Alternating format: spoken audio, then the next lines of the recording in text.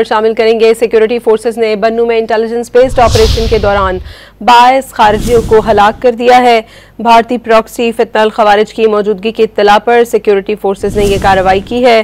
Security forces ने बन्नू में operation करके 22 फितनल खवारिज को हलाक कर दिया है। सिक्योरिटी फोर्सेस ने बन्नू में इंटेलिजेंस बेस्ड ऑपरेशन करके 22 खारिजी हलाक कर दिए। सिक्योरिटी फोर्सेस की भारतीय प्रॉक्सी फितनल खवारिज के दहशतगर्दों की मौजूदगी की इत्तला पर कार्रवाई की गई है। फोर्सेस ने खारिजियों के ठिकाने को मौसर अंदाज में निशाना बनाया है। सिक्योरिटी फोर्सेस ने बन्नू में इंटेलिजेंस मालूमात की इत्तला पर ऑपरेशन करके 22 खारिजी हलाक कर दिए हैं।